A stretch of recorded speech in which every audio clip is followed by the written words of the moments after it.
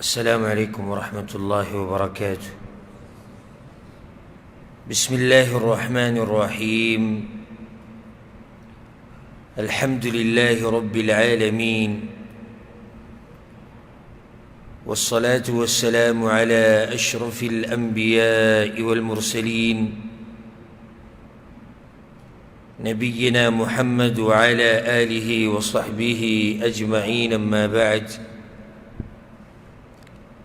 دا الله سبحانه وتعالى خیست نمونه د دې بیان روانو او په دې مبارکه سلسله کې منګه د الله سبحانه وتعالى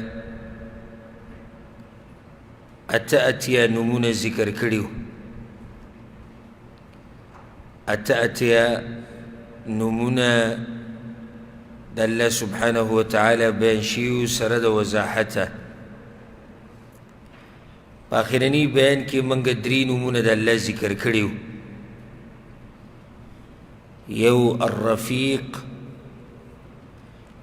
دویم الحیی، او دریم الدیان. دا درې نمونه د الله ذکر شیو.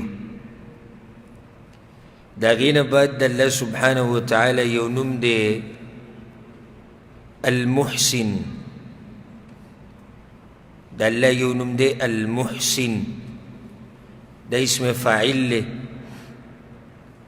په اصل کې حسن خو جمال ته وایي، ښایست ته وایي، او هر هغه شی چې ښایسته وي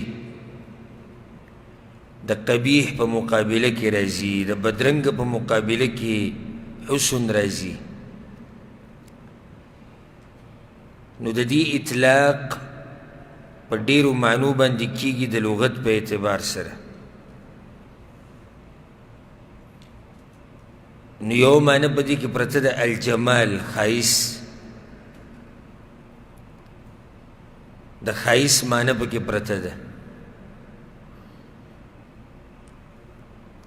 دویم معنی په کې پرته ده یو کار په مضبوط طریقې سره کول. یو کار په مضبوط طریقې سره کول، اتقان ورته وایي په عربۍ کې، احکام او اتقان. عرب وی حسن الشیء، یعنی پلانی دا شی ډیر مزیدار کو، ډیر مضبوط کاری وکړو. دغه شان دریو معنی په دې کې دننه دا پرته ده احسان کول. په چا باندې احسان کول د بدو په مقابله کې راځي. نو دا معنی په کې هم دننه پرته ده. درې مشهوري معنی دي. کمی الجمال، ښایست، اتقان، یو کار په ښایسته طریقې سره کول، احسان کول.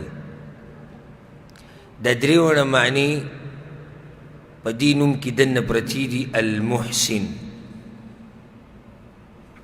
الله سبحانه وتعالى دی المحسن، ښایسته ذات دی، او د الله دپاره مکمل ښایست دی. په ذات کې هم الله ښایسته دی، په صفاتو کې هم الله ښایسته دی، په هر څه کې الله سبحانه وتعالى ښایسته دی. په کارونو کې ښایسته دی. احسان د هغه په کارونو کې دی، د هغه په ویناګانو کې، د هغه په شریعت کې، د هغه په فیصلو کې. نو احسان د الله یو داسې صفت دی، داسې وصف دی چې دا لازم دی. وجه دا ده چې هر طرف ته چې ګوري نو الله احسان به ته ښکاري. هر طرف ته چې ګوري، ځکه چې محسن دی. هر موجود چې په دې دنیا کې دی، هر مخلوق چې په دې دنیا کې دی، نو د الله سبحانه وتعالی په هغه باندې څه دی؟ احسان دی.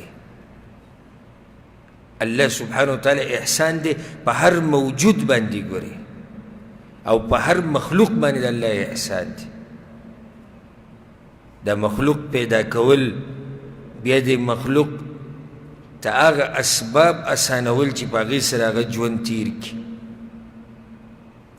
دا دغه محسن ذات کار دی الله سبحانه وتعالی المحسن چې د هغه نه زیات څوک ښایسته نشتي د هغه نه ښایسته نشتي په صورت کې نو د هغه دپاره اعلی حسن او اعلی جمال دی ځکه د خپل مخ په باره کې الله څه وایي كل من عليها فان ويبقى وجه ربك ذو الجلال والإكرام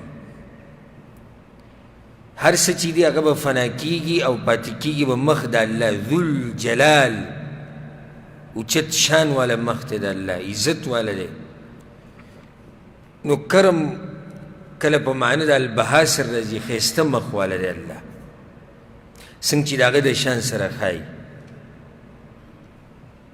یو خبره په اوله کې ما ذکر نه کړه چې د الله په دې نوم باندې دلیل څه دی نو په صحیح الجامع کې یو روایت دی ښه صحیح سند والا دی پیغمبر صلی الله علیه وسلم ان الله محسن یحب الاحسان الله محسن دی او احسان یې خوښ دی نو الله سبحانه وتعالی محسن دی موږ یو کار چې کوي په ښایسته طریقې سره کول دیگه دنه دا معنی پرته ده ګر نو الله سبحانه وتعالی چې څه شی پیدا کړی دی نو ډېر په ښایسته طریقې سره پیدا کړی دی سورة السجده کې الله وایي که نه الذي احسن كل شيء خلقا الله هغه ذات دی چې ښایسته پیدایشي کړی د هر شي سورة غافر کې الله وایي وصورکم فاحسن صورکم او تاسو له شکل در کړی نو ښایسته شکلونه یې در کړي ځکه چې محسن دی که سورة التین کې الله څه وایي لقد خلقنا الانسان في احسن تقویم الله وایي یقینا د انسان ما پیدا کړی په ښایسته جوړښت کې ځکه چې محسن دی المحسن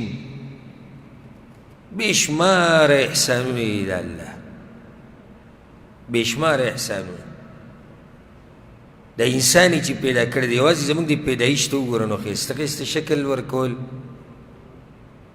الم نجعل له عینین ولسانا وشفتین الله چې را دوه سترګې موږ له راکړي دي دی جبې ته وګوره دی شونډو ته وګوره دی غوږونو ته وګوره دا دغه محسن ذات احسان دی که وهدیناه النجدین بیا د الله دې احسان ته وګوره چې دوه لارې ښه واضح وښوي سورة الانسان کې الله وایي سورة الدهر کې انا هدیناه السبیل اما شاکرا واما کفورا الله وایي ما د انسان ته لاره ښولې ده یا د شکر گزار به جوړ شي یا به ناشکره جوړ شي خو الله دواړه لارې واضحه کړي دا د الله احسان دی د جنت لارې م واضحه کړې ده او د جهنم لارې م واضحه کړې ده او څه لارې پکې داسې پټه نه ده پرېښودې چې سړی پرې نه پوهېږي نو د الله سبحانه وتعالی احسان دی هل اتى على الانسان حين من الدهر لم يكن شيئا مذكورا انسان باندې یو داسې زمانه م راغلی ده چې چا را یادوم نه خو الله ورسره احسان وکړو چې د نش نه شته کړو دا دغه محسن ذات احسان دی الله محسن دی هر څه یې ښایسته دي نو کوم شریعت یې چې رالیږلی دی هغه هم ډېر ښایسته شریعت دی ډېر ښایسته شریعت دی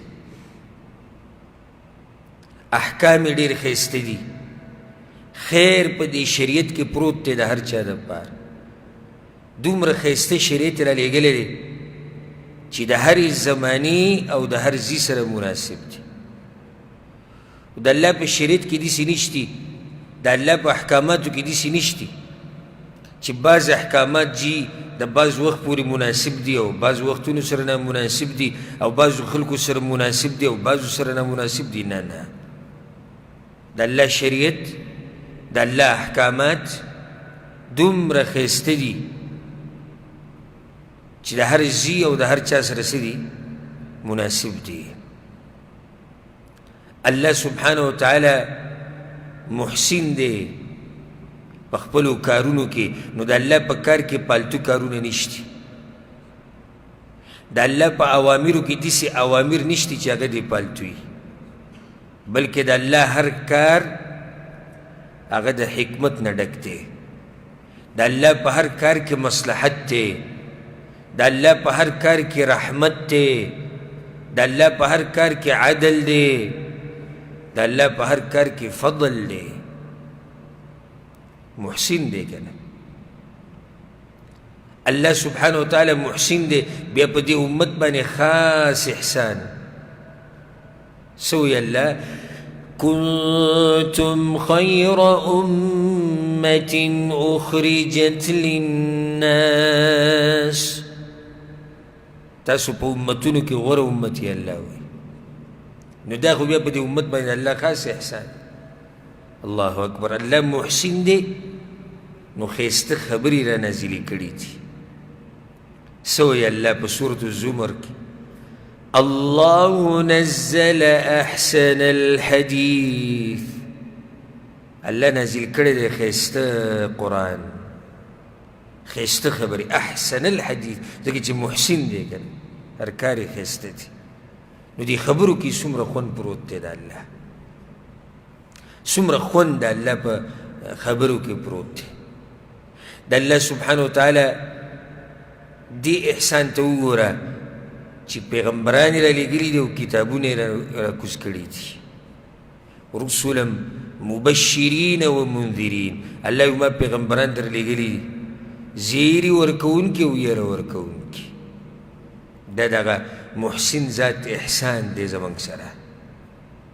که الله پیغمبران نه وی رالیږلي او که الله کتابونه نه وی رالیږلي نو موږ به هدایت ته کوم ځای نه موندلی؟ موږ ته به دا هدایت ته لار چا واضحه کړی؟ الله موږ ته د هدایت لار واضحه کړې ده خو په واسطه د هغه وحي چې کوم یې رالیږلي ده. بیا صرف هغه وحي نه ده رالیږلي بلکې د هغه وحي د وضاحت دپاره وخت په وخت پیغمبران راغلي دي. بیا د پیغمبرانو وارثان پیدا کړي دي په هر امت کې چې هغه څوک دي؟ علما دي. دا د الله احسان دی که نه. او بیا سبحان الله په هره ژبه کې که دا علما نه وي او داسې وی چې بی قرآن او حدیث راله ځان پې پوه کوه څوک به پوه شي نه. او بیا چې صرف د علما په یو ژبه کې وي په یو قوم کې الله پیدا کړی وی بس بیا به څومره مشکل وی موږ ته.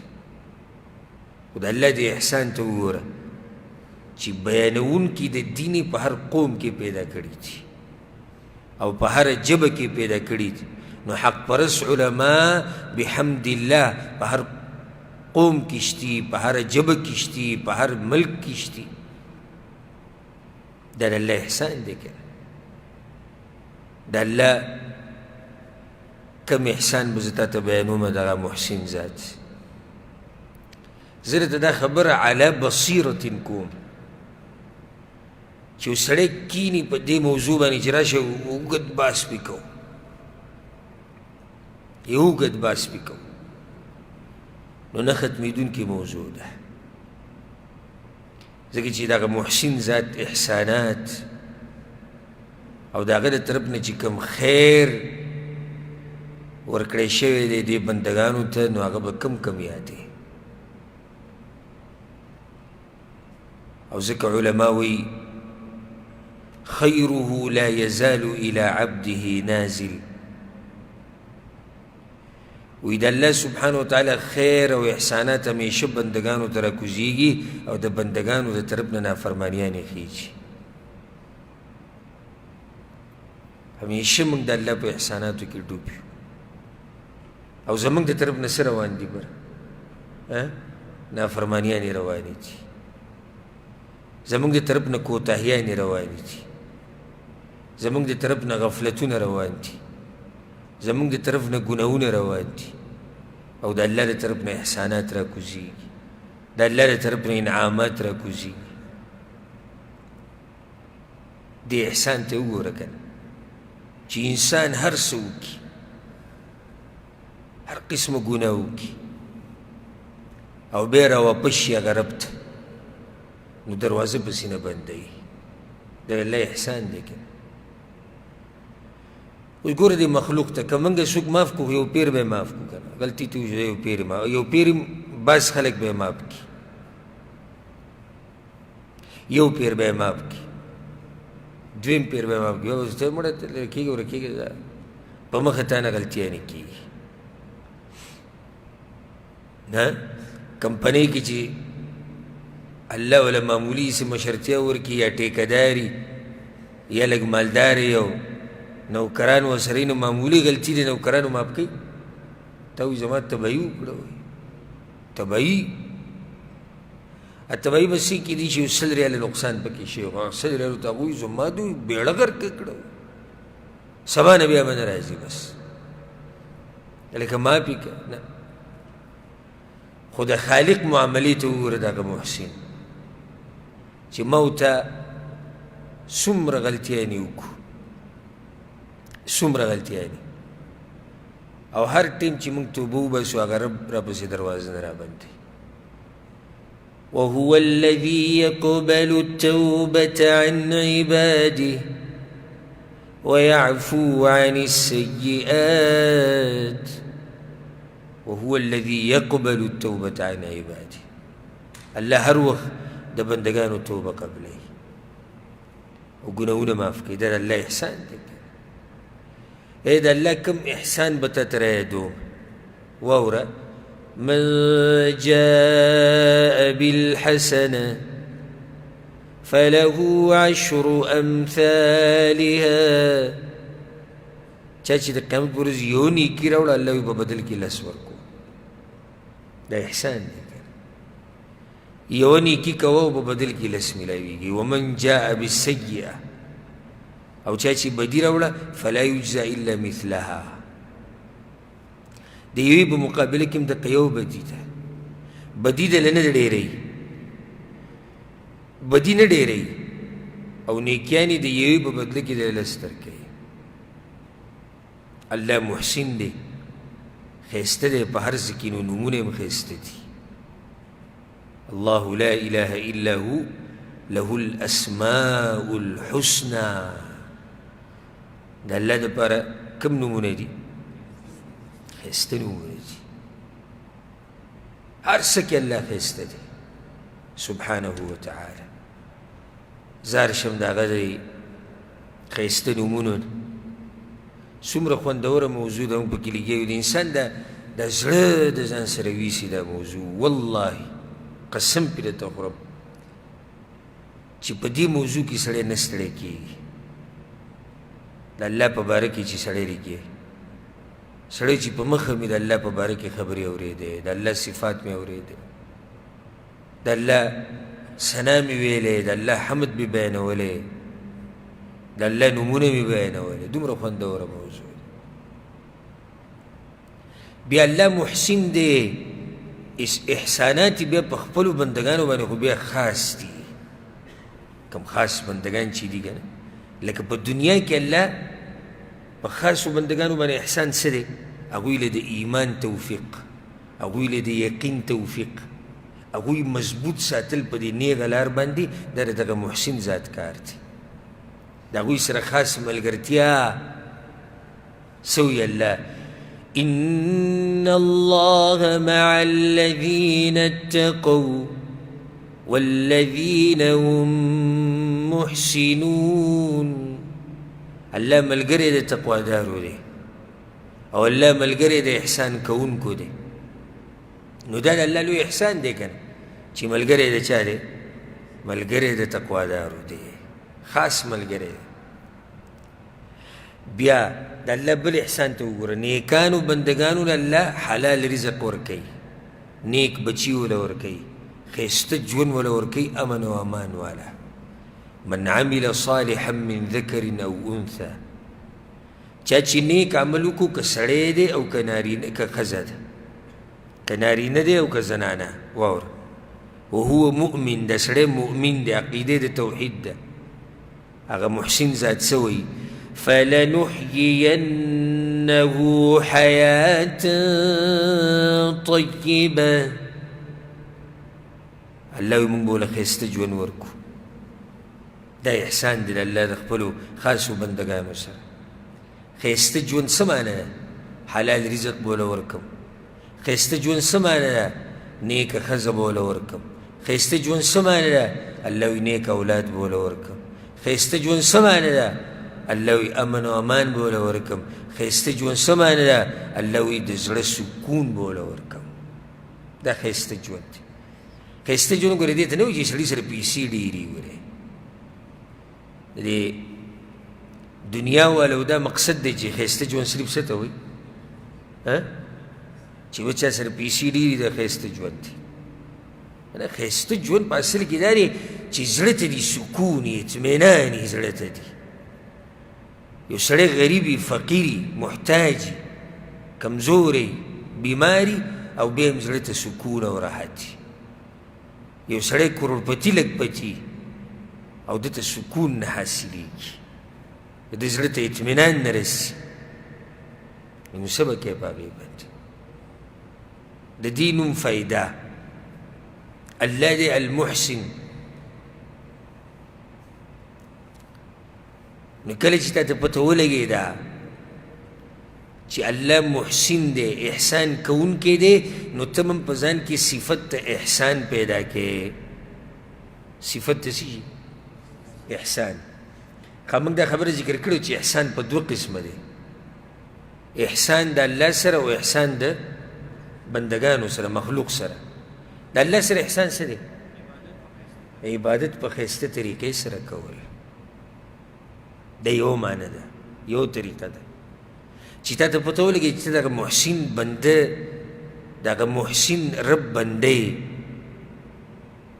دغه محسن ذات بنده، نو بیا به ته بندګي په ښایسته طریقې سره کوې. د هغه بل احسان دې ته وایي که نه، حدیث کې راځي، په صحیح مسلم کې حدیث دی، ان تعبد الله كأنك تراه فإن لم تكن تراه فإنه يراك. دا هم دقه معنی ده، په ښایسته طریقې سره د الله بندګي کول. دومره په ښایسته طریقې سره د الله بندګي کول لکه ته چې الله وینې. دا ډېره اوچته مرتبه ده، ډېره اوچته، چې یو سړی اوس په مانځه ولاړ دی که نه، داسې ولاړ دی لکه دی چې الله ته ګوري. د ده مونځ به څنګه وي؟ بیا تاسو سوچ وکئ، څومره ښایسته مونځ به. او که دغه کې نه نو پیغمبر صلی الله علیه وسلم وایي بیا دې مرتبې ته شه، د الله عبادت کوه په دې سوچ سره چې الله ته وینې. نو چې ستا زړه کې دی چې الله ما ویني، نو ته به څنګه بندګي کوې بیا د الله؟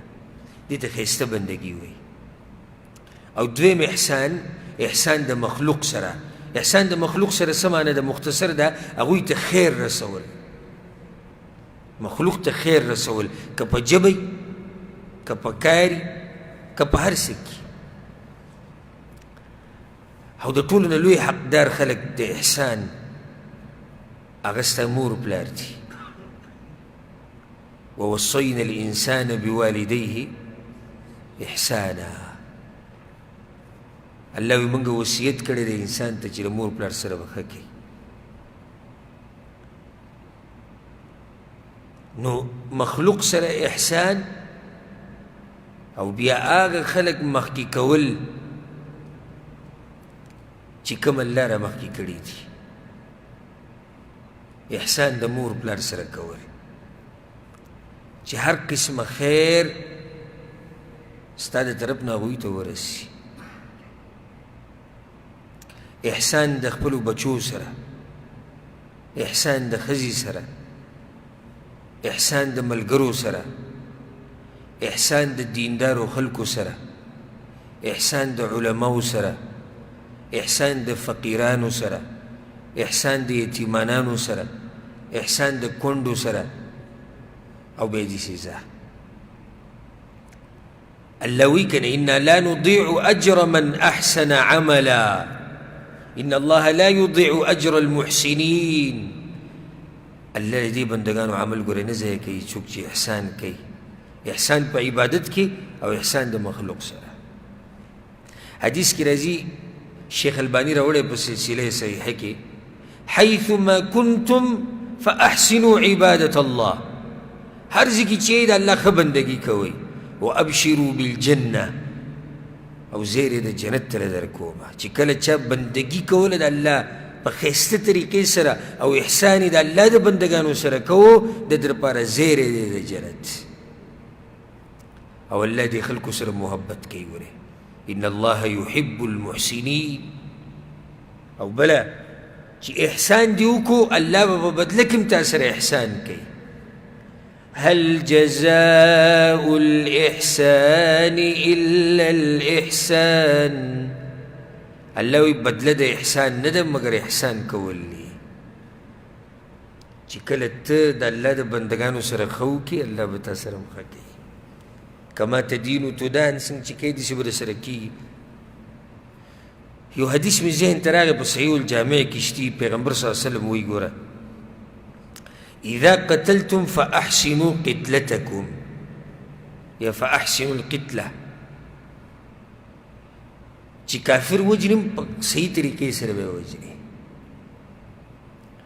او چې څاروی حلالې و اذا ذبحتم، او چې څاروی حلالې نو په ښایسته طریقې سره به حلالې احسان به کوې. څاروی به تنګې نه، د هغه په مخ کې به بل نه ودرې، چاړه به ورته تېره کړې. زه چې دا د څاروي په حق کې ده. او د دین دشمن چې وجنم په ښه طریقې سره، د دین دشمن دی هلاکي، د وجلو حقدار دی یو سړی، او بیا څاروی، نو د دې مسلمانانو سره به بیا څنګه احسان کوې.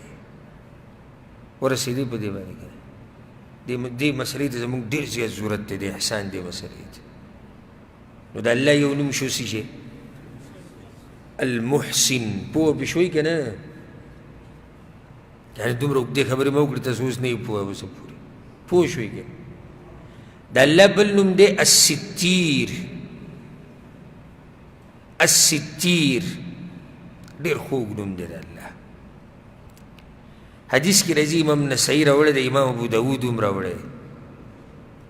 ان الله حیي. حیي څه معنی ده؟ تېر شوي درس کې ما بیان کړه. الله حیاناک دی، ستیر دی الله، پرده اچونکی دی. یحب الحیاء والستر، د الله حیا او پرده راچول ډېر خوښ دي. فاذا اغتسل احدكم فليستتر، نو په تاسو کې چې یو سړی غسل کوي نو ځان دې په پرده کې کوي. الستیر على وزن فعیل دی، دا صیغه د مبالغې ده، په معنی د فاعل سره راځي. ای کثیر الستر، ډېر پرده اچونکی، دا معنی ده، ډېر پرده اچونکی. الستیر مبالغه ده پکې. د فایدې ده کوي د الله په نومونو کې دا نشتي الستار، الساتر، حالانکې د معنی په اعتبار سره صحیح دي. ساتر څه معنی ده؟ پرده اچونکی. ستار معنی پرده اچونکی. خو موږ به د الله دپاره هغه نوم وایو چې کوم د الله دپاره قرآن او حدیث کې، صحیح حدیثونه کې. نو په صحیح حدیث کې ستیر دی. بعض خلک کېږدي که نه عبدالستار، اورېدلی هم دی که نه دی؟ نو پکار دا دی چې دا عبدالستیر څه شی؟ عبدالستیر. په صحیح سند سره الستار نه دی ثابت، او نه الساتر. د عرب اکثر وایي، د عربو ډېر ښه عادتونه د الله د نومونه د دوی په خوله باندې. زمونږ هغه په سخته کې ګړې وړې شروع کړي، کنځلې به شروع کړي، او یا چې اواز کوي نو هلې مورې، هلې ابۍ، او دا به کوي. د عربو کې دا ډېر ښکلی عادت دی چې الله نوم اخلي.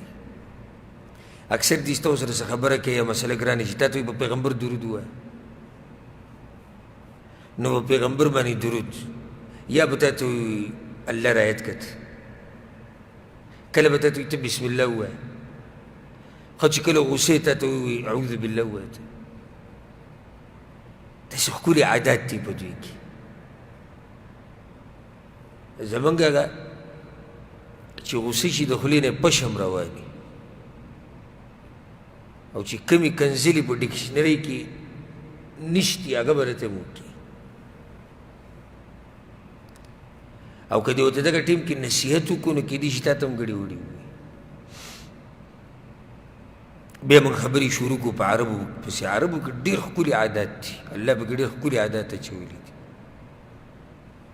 یو دا پکې ډېر ښکلی عادت دی چې د الله نوم یې په خوله باندې روان به یې که تاسو به لیدلي نشهیز به یې نشهیز بلکل په ځان پوهېږي هم نه خو دی به هم د الله نوم اخلي او چاته ټرای وکړي دغه نشهیز ودروه وایه کیف حالک څنګه یې هلته ته هم وایي الحمدلله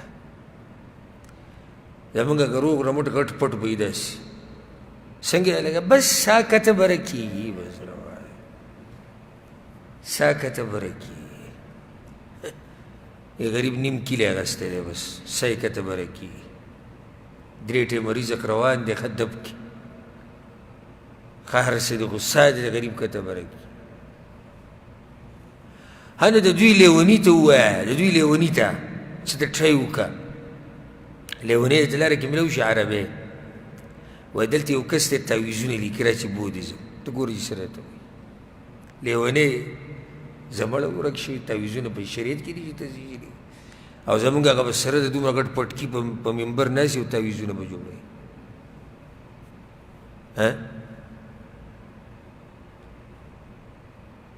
په ممبر باندې به ناست او کمې قیسې چې به کوي کله وي په هوا سړی البتو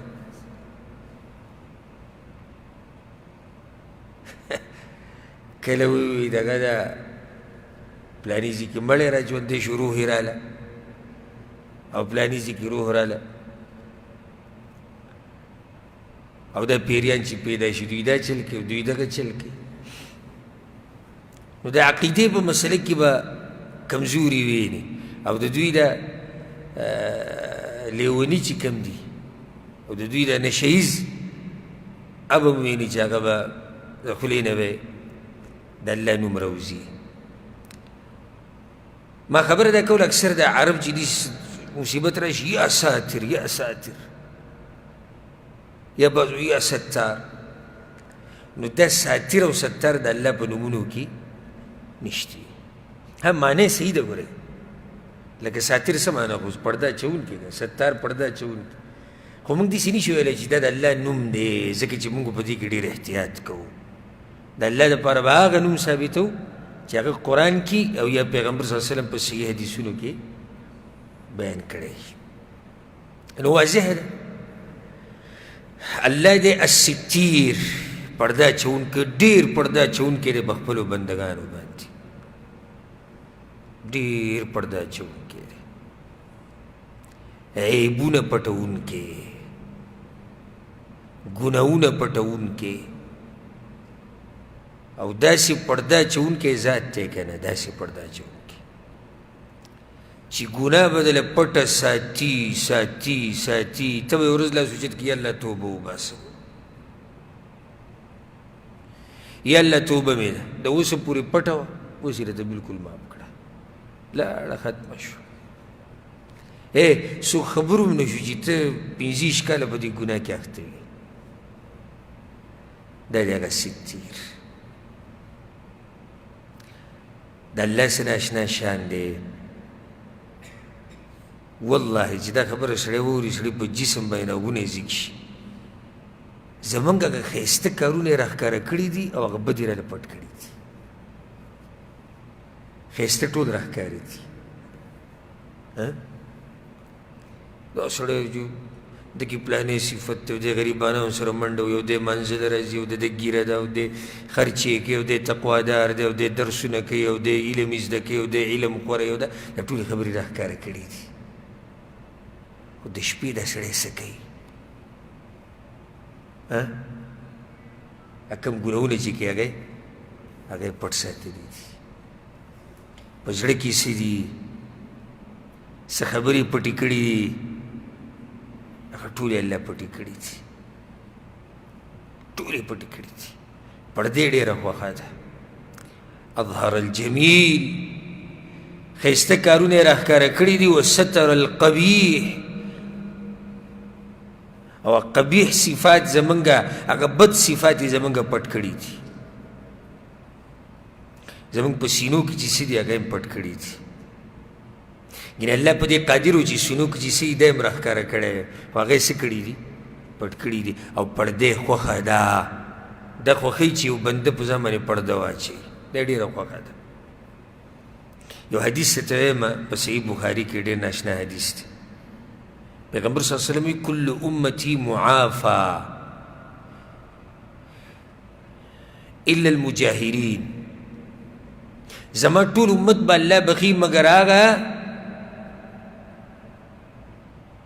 چې په جهر سره د الله نه فرمانیانې کوي ښه جهر څه دی وان من المجاهره دې ته غوږ کښېږدئ مجاهره دا ده ان يعمل الرجل بالليل عملا یو سړی د شپې یو کار وکړي ثم يصبح وقد ستره الله او دا سړی بیا سحر کې او هغه ستیر ذات پې پرده اچولې د شپې د څه کړي دي الله ته پته ده او بیا ده ته پته ده فیقول سحر چې راپاسې خلکو ته وایي یا فلان ای پلانیه عملت البارحة کذا وکذا ما خو پرون دا کار کړی وقد بات یستره ربه د شپې په الله پرده اچولې وه ویصبح یکشف ستر الله عن سحر کې او د الله هغه پرده د ځان نه اوچته کړي الله دا سړی نه بخي ګوره څنګه ذات دی ستیر په موږ خو یې پرده راچولې ده او موږ ته هم دا وایي د ځان نه پرده مه اوچته وه ځان مه شرموه بعض را سټارټ شي که نه الله دې بخانه کوي خو پوخا چې به ما کې مې غلاګانې کولې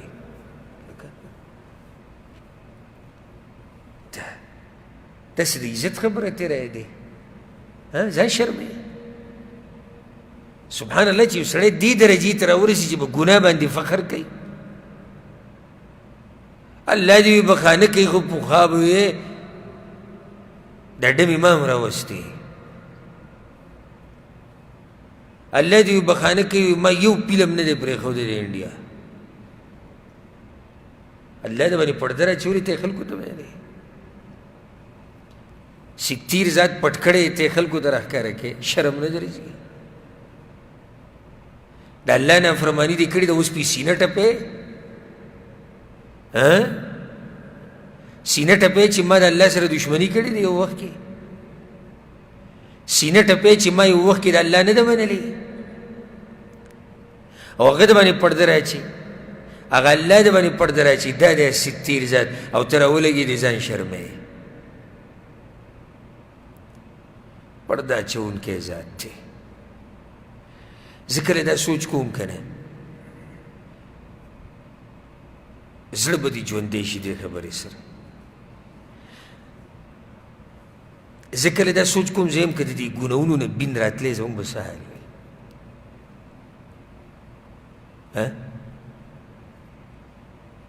که د دې ګناهونو نه بین تلی زموږ به څه حال وي تباهي وه تباه ورله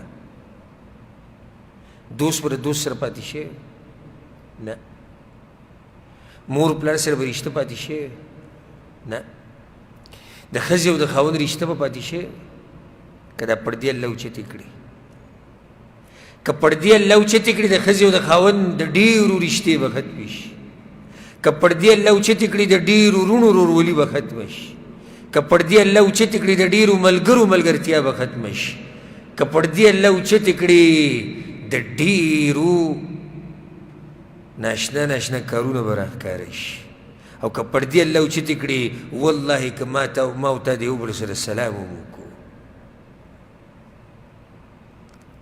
څومره مهربانه رب دی څومره مهربانه یعنی زه وایم که د الله دا یو نوم راواخلو سوچ پکې وکړو که نه هسې که الله په تندي لیکلی چې ده د شپې دا ګناه کړې ده. ما ورته ملاقات کړی دی یو بل سره، که الله په تندي لیکلی چې دې سړي په زړه کې دا دي، که الله په تندي لیکلی چې ده د پلاني او د پلاني حق خوړلی دی، که الله په تندي لیکلی چې د پلاني ځای کې او پلاني ځای کې زما سره دشمني کړې ده، ته به یو والله. خو هغه مهربان رب الله دی ورسره زمونږ ملاقات وکړي په داسې حال کې چې زمونږ نه راځي، او الله یې د هغه دیدن موږ ته نصیب کړي. هغه را باندې پرده را واچوله. ګوره پردې دومره خوښه دی چې موږ له یې دا ښایسته لباس را کړی دی. یا بني آدم قد انزلنا علیکم لباسا یواری سوآتکم وریشا. الله وی اے د آدم بچو لباس می در لېږلی دی چې تاسو پټ کړي، ستاسو عورتونه پټ شي. دا لباس که نه موږ به څنګه وی؟ تاسو ته زناور؟ الله اکبر. نو بعضو د ځان نه اوس په زوره زناور جوړ کړي دي. اوس لباس په کمیدو دی او جی وی دا پرېږده وی دا وی دې انګریزانو ملکونو کې پاتې شوی دی، صفت ولو کې چې یعنې دا ډېر مخکې تللی دی. زم که لغړتوب سره سړی مخکې ځي نو بیا د ټولو نه مخکې دا خره دي او د زناور د ټولو نه مخکې دي، ځکه چې هغه مکمل لغړه ګرځي. نو بیا خرو ډېره ترقي کړې ده. څه مو خیال دی؟ سپو هم ترقي کړې ده، هغه لغړ ګرځي بلکل که نه. که لغړ ګرځېدو ترقي وې نو بیا خو دا زناور زموږ نه پخوا مخکې تلي دي. ترقي خو دا دی چې دا ولباس التقوى ذلك خیر. وی سړی د تقوا لباس ځان له جوړ کړي او بیا دروند لباس ځان له جوړ کړي، دا ترقي ده. ښکلی پراخ لباس مزیدار الله پې زموږ بدن پټ کړی دی. الستیر دی پردې ډېره خوښه ده که نه؟ الستیر دی پردې خوښه ده. نو په دې زنانو باندې ګوره پردې لازم کړې ده چې ونه شرمېږي او وساتلی شي. یو نیم بلیګیایي چېرته بهر په سفر باندې ځي نو ګاډي له به دغه راوړي، هغه په ګاډي له پاسه ترپال نه اچوي نو ګاډی به څه کړي؟ پټ به یې کړي. د ښځې به مخ ښکارې ګرځي، د ګاډي ورسره کم دی ترپالونه پې اچوي او ښځه داسې ګرځي. الله وایي نه، دې ښځو ته ووایه چې پردې وکړي چې په حیا او په عزت کې پاتې شي. ستیر دی پردی خوښه ده که نه؟ نه غواړي چې څوک وشرمېږي. نو ځکه یې په دې ښځو باندې پرده لازم کړه. فایده پکې خو دقه وکړي چې عزت پاتې شي. زما او ستا عزت. الله اکبر. زما ښځه ده او ستا ښځه ده که نه؟ زما ښځه ده او دې خبرې ته غوږ کېږده او ستا ښځه ده او الله پې پرده لازم کړې ده. ولې یا الله؟ وایي دې دپاره چې ته ونه شرمېږي، دې دپاره چې ستا عزت خراب نه شي، دې دپاره چې ستا د زنانه او د ښځې په دې پاکه جامه باندې داغ ونه لګي. دا دی ستیر رب. د دې رب په شان مهربان هم بل څوک لیدلی؟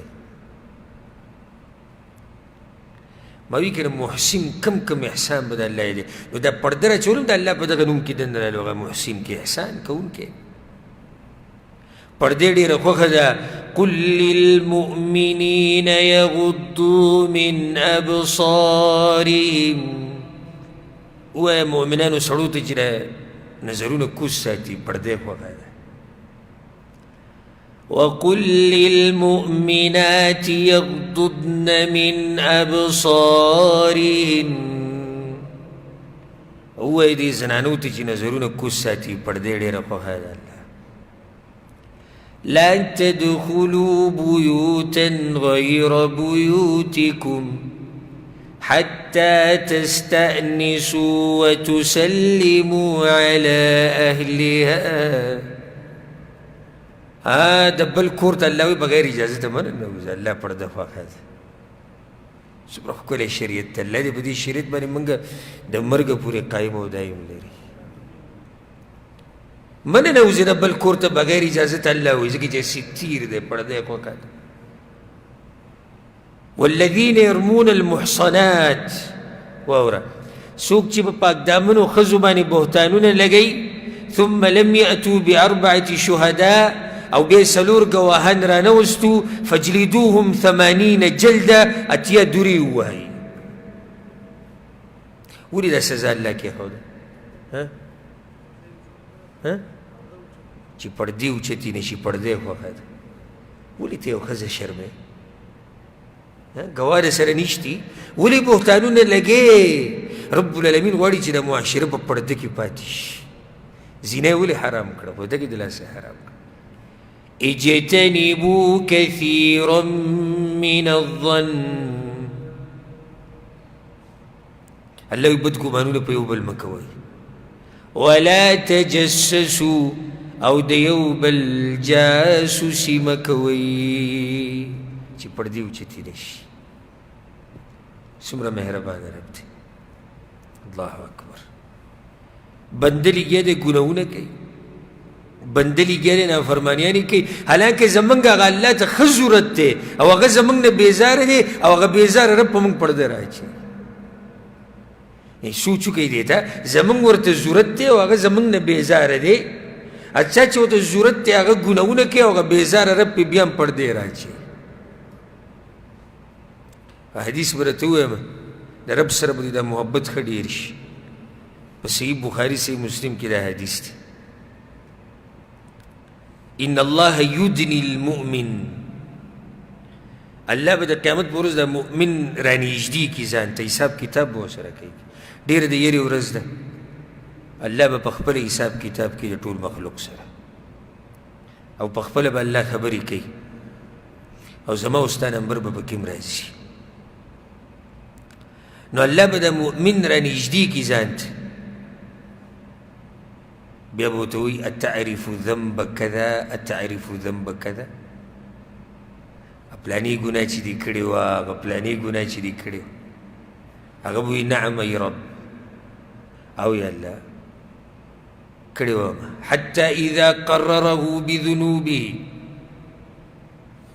دی به اقرار وکړي په خپلو ګناهونو باندې د الله په مخ کې الله به ورته یو ګناه رایدي هغه پلانې هغه پلانې دی به او یا الله هغه پلانې او یا الله هغه پلانې او یا الله ورأى في نفسه انه هلك دا سړی به وایي لاړم تباه شوم هغه ټول ګناهونه یې راپسې شمار کړو سړی به څه وایي لاړم څه شوم تباه شوم واوره الستیر به ورته څه وایي الله به ورته وایي سترتها عليك في الدنيا په دنیا کې د ګناهونو ما ستا پټ کړي وو که نه او یا الله پټ کړي دي وانا اغفرها لك اليوم نن یې زه له بخمه ځه پردې په آخرت کې مو اوچته نه کړه مهربانه ذات دی پردې په دنیا کې هم ساتلې وه نو پردې په آخرت کې هم ساتلې وه دا خبره یاده ساتئ چې الله په چا باندې په دنیا کې پرده واچوله نو په آخرت کې پې ماچوي حدیث کې راځي په صحیح مسلم کې لا یستر الله على عبد في الدنيا الا ستره الله يوم القيامه الله چې په یو بنده باندې په دنیا کې پرده راواچوي نو په آخرت کې پې هم راچوي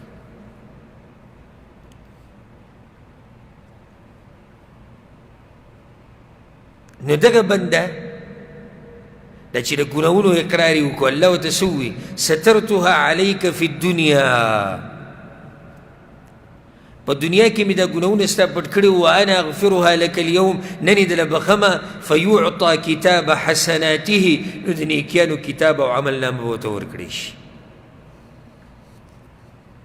الله الستیر دی پردې ډېره خوښه ده نو ځکه هغه درې وختونه یې ښوولي دي چې د درې وختونو کې به اجازت لازم اخلی که ماشوم هم دی او که غلام او مریم دی خو د درې وختونو کې به اجازت اخلي سورة النور کې دي کوم دی هغه وختونه د سحر منځه نه مخکې من قبل صلاة الفجر ماسپښین ټیم کې ماسوتن منځ نه بعد ومن بعد صلاة العشاء 3 عورات لکم. الله دا وختونه دې لپاره ایښودي چې د الله پرده خوښه ده. د دې نوم فایده دا دی چې د الله نه به دې امیدونه پیدا شي او د الله سره به دې محبت ډېر شي. هسې موږ صرف اوس دا نوم واورېدو د الله سره محبت ډېر شو که نه؟ ډېر زیات. د الله سره به دې محبت ډېر شي. بل د الله نه به در پکې حیا پیدا شي. ګناه به نه کوې. ځکه چې ته ګناه له ځې هلته به دا سوچ کوې الله په ما پردې راچوي زه ګناهونه کوم، الله په ما پردې راچوي زه ګناهونه کوم. نو حیا به د پکې پیدا شي.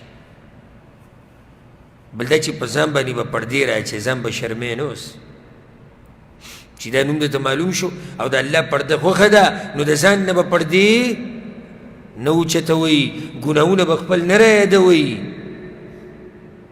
په دغه طریقې سره. ګناه چې په کومه طریقه رایادول پکار دي هغه موږ نه کوو. رایادول په دې طریقه پکار دي چې ته د ځان سره رایاد کړې او پښیمانه پیشي او وجاړې پې دغه موږ نه رایادو. په زړه کې ګناهونه رایاد کړي چې یاره ما د الله څومره نافرمانیانې کړي دا به څه کړي. دغه شان الله پرده خوښوي نو ته به هم د چا نه پردې نه اوچتې. په مسلمانانو به پردې راچې. من ستر مسلما ستره الله یوم القیامه. صحیح بخاري صحیح مسلم کې حدیث دی چا چې په مسلمان باندې پرده واچوله الله به پې د قیامت په ورځ پرده واچي. د مسلمانانو نه به پردې نه اوچتوئ. ګورئ رازونه به نه راښکاره کوئ. یاره پلاني دا ښځه والعیاذ بالله ډېرې سپکې خبرې، پلاني دا خور دا لور یاره دی دلته که یو کار دی لیدلی نصیحت کې ورشه خو پردې به نه اوچتې سړی به شرمې نه. او واوره داسې ناشنا حدیث د یرې په سنن ابي داود کې دی پیغمبر صلی الله علیه وسلم وایي لا تغتابوا المسلمین ولا تتبعوا عوراتهم. د مسلمانانو په رازونو پسې به نه ګرځئ. ګورئ پردې به ترې نه اوچتوئ. فانه من اتبع عوراتهم څوک چې د مسلمانانو په رازونو پسې ګرځي او پردې ترې اوچتوي یتبع الله عورته الله ترې پرده اوچته کي او الله چې د چا نه پرده اوچته کي نو د کور په ګوټ کې دننه وشرموي. مسلمانان به نه شرموي. ګورئ د الله د بندګانو نه به پردې نه اوچتوئ ګینې الله به د نه پرده اوچته کي او د ښځې او د بچو په مخ کې به دې وشرموي. پرده به راچي. دغه شان پردې او دام د حدیث کې راځي چې په خلکو کې بدترین انسان هغه دی چې یو ښځه د سړي سره میلاو شي او یو سړی د ښځې سره میلاو شي ښځه او خاوند دي او بیا دوی هغه رازونه د یو بل سره یې څه کړي دي هغه بیا خلکو ته بیانوي. والعیاذ بالله دا ډېر سمه کرکه ترې سړي وشي. الله یې دې صفاتو نه موږ ساتي چې یو سړی د خپلې ښځې سره څه کوي بیا ملګرو ته بیانوي او یو ښځې سره خاوند څه کوي هغه یې نورو ښځو ته بیانوي. پرده به راچي. رازونه د کور رازونه د خاوند رازونه د ښځې دا به پټې ساتي. دا خبرې به ټولې پټې ساتي. دغه شان د دې نوم فایده خصوصا د زنانو دپاره الله پرده خوښوي نو چې زنانه د خپلې شرعي پردې خیال وساتي. د ټولو نه غټه خبره د دې نوم په آخره کې همیشه به د الله نه دا دعا غواړي چې یا الله په ما پردې راواچوه. او په کې یو دعا د پیغمبر صلی الله علیه وسلم وایي ګوره اللهم استر عوراتي وآمن روعاتي. یا الله په ما پردې راواچوه ما په امن کې کا. دا دعا ډېره زیاته وایي اللهم استر عوراتي وآمن روعاتي. هر ټیم دا دعا کوه وایي یا الله په ما پرده راواچوه لکه څرنګه چې یا الله تا راچولې ده په ما باندې او یا الله دا پردې رانه مه اوچتوه. همیشه دا دعاګانې غواړئ. نو د الله دا سویم نوم شو. دویم نوم شو په دې درس کې او مکمل شو 90 نوي نومونه شو د الله.